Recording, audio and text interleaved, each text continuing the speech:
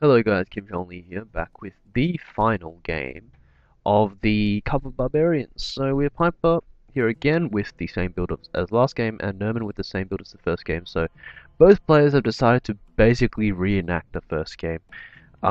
Interesting to see how this goes. I haven't watched this yet, so I'm just commentating off the top of my head. But in the first game, Nermin won that with this same the same build. So I suspect he's just going for the same thing he did that game. Nermin won last game, but it was against a slightly different build from Nermin. So Nermin scaled it back, probably realized that, maybe he wants that little bit more time to throw stones and get rid of some of these slingers and archers before he goes for the push with the naked fanatics. It worked out the first time, so why shouldn't it work again? Um, and Piper's probably just said, okay, this build is pretty comfortable. I've used this over most games this tournament. I'm comfortable with it. Whatever he throws at me, I can probably muster up a response. So he's just going with his probably favorite build. Wouldn't be too much of a stretch to say that, I think, with Numidia. But yeah. Really showcases how much these guys value their infantry units. Piper's keeping his desert infantry up the front because he doesn't care if they get shot, to be honest. Their defense, their health is quite high, and yeah, if they get shot, it's better for his archers, and he knows his archers can definitely out-skirmish these Balearic slingers and these regular slingers as well. So he doesn't really care if they get shot, he's throwing them up the front, but Nerman's keeping his negative fanatics far back. He doesn't want them to get shot. These are like what will probably win him the game. He wants them to engage on these desert infantry, tie them up, and then just kind of do cool things with his cav and win with a combination of kind of the fear from these naked fanatics, preferably with Warcry. With Warcry, these guys will be insane, as I pointed out before, but yeah, with the help of the fear from these negative fanatics, get around with these round shields and long shields, and get a rout on Piper's main forces up that way. Whereas Piper just wants to kind of stall out with these desert infantry, get these archers shooting for as long as he possibly can, and then kind of defend with these Numidian camel riders. So if Nermin decides to go for a push, these camel riders can come in, hit his cav, and rout them in kind of like a counter attack like he did the second game.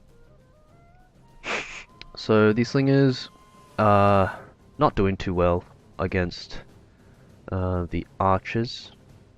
A lot of these Balearic slingers just getting mowed down by the archers of Piper. So Nermin will probably be the first to kind of attack. I think that would make sense. Very nice catch here. Barely called this slinger unit out. Piper retreating this long shield cav just in the nick of time to avoid it getting caught by this unit, but I don't know. Maybe a bit of a miss micro there. Piper losing another slinger, so that does hurt quite a bit. And Nermin can kind of start pushing up on this side, so benefits of taking the 4 slingers instead of the 4 peasants is that you can take your time with the skirmish. You're not forced to kind of go in and rush like he was the second game where he had the 4 peasants instead. With the 4 peasants, the advantage is that you can afford to put more upgrades on other units, and increase your chances of winning the big engagement. And that didn't work out the second game, so he wants more time.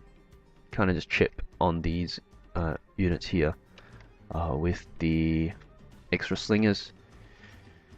Nermin harassing here. Piper's not doing much harassing, which is interesting because I think he probably can afford to. He does have these 2 camels kind of defending pretty well, so he can probably afford to harass with this unit here. I reckon this unit's really far away now. We really should bring it closer to the battle zone. Piper playing the defender here. I guess he feels he has to because of these desert infantry and the way they match up against the fanatics, but I feel like he could have been a bit more aggressive on the wings at the start. Nermin here, he has positions in the rear with these three cav units kind of, and Nermin is pushing up with these naked fanatics. Feels like he's gotten enough out of these slingers and Balearic slingers, so he's going to start pushing up a bit now with the naked fanatics. The reason it's important to kind of get rid of a few of these archers first is so that the naked fanatics are cleared for their push, so less arrows are coming at them pretty much, because there are less men to fire the arrows, which is pretty sound logic. These archers though, still somewhat of a threat. Nerman's gonna throw out 2 units to this side. He's got this unit behind here.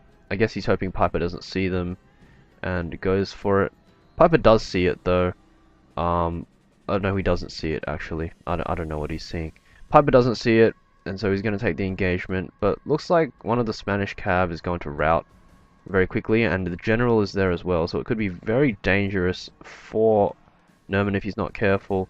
So you start the big engagement on this side, probably not what Piper thought he was going to do, but it's actually quite logical considering Piper's camels are on this flank here. Nermin just went for the side without the camels, so simplistic but effective. And Nermin's going to regroup now and push with these naked fanatics again, I suspect.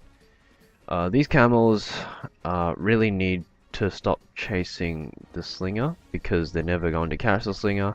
Okay, there we go. So Piper really needs to consolidate now, really just adjust for this push that's coming from Nermin. We have another 2 round shield cav sitting out here. I've noticed Nermin likes to do this, where he harasses at the start, puts 1 or 2 units behind enemy lines. You forget about them, he does like a big push, and then he snaps up the engagements with these free units. So Piper really has to keep an eye on these guys, make sure that he gets an engagement on this right side of his rather than the left side, I think, because Nermin's just waiting, really. Nermin wants this engagement, and Piper shouldn't be wanting this engagement. Although if Piper does have his eye on this, he can send units to intercept, but I think it would really throw a spanner in Nermin's works if Nermin was trying to get an engagement on this side and Piper suddenly attacked him on the other side, which could be quite cool. Piper chasing down a slinger unit here, but this means this unit is isolated from any cav fight that's coming. Nermin cleverly again saying, you know what, your camels are slow. If I go on like this far side and I rout these guys very quickly, then your camels won't be effective at all. And he's really just baiting Piper around with these round shields at this point. Looks like he's refocused onto this side. The camels are quite slow, so I imagine Piper wants to keep them center so they can kind of respond quicker to any threats. These round shields providing a constant threat for Nermin, and Piper really needs to keep his eye on those. Getting a bit close to the red line, but not super close. Should be fine. Another isolated arch unit gonna get hunted down. Looks like Piper has no intention of kind of attacking at all, and at this point Nermin, through a series of kind of clever pushes, has eliminated all of Piper's missiles. So Nermin's the only guy left with slingers, and I guess he's gonna sling a bit, but Piper's now the one forced to engage, and he's got, like, Nermin's gotten the war cry off, so this is dangerous for Piper.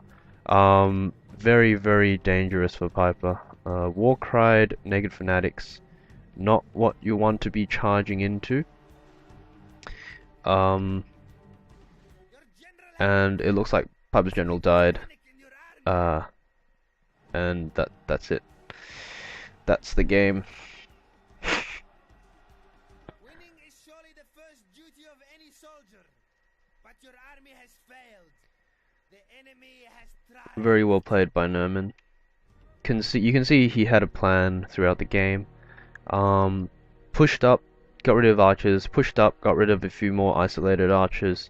Just kept doing that, got himself the missile advantage, forced Piper to attack instead of him, which resulted in him being able to get the war cry off, which is insanely good for naked fanatics. And I reckon he had the game once the war cry got off. But also, Piper's general died um, thanks to Nermin, because Nermin targeted that flank.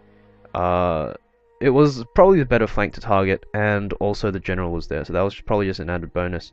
But Nermin winning fairly convincingly there, I think he did a great job, stuck to his plan, and I reckon this army build worked out for him really well. Won him both games in the series. And well played to Piper as well. Um, we've probably seen by now that he really knows his way around using knows his way to use knows the way to use Numidia quite effectively against other barbarian factions in this tournament. So thanks for watching the series, guys. Again, if you have any videos, feel free to send them. I do have quite a few videos that I have to do, so it might take me some time to get around to some of them. But thanks for watching.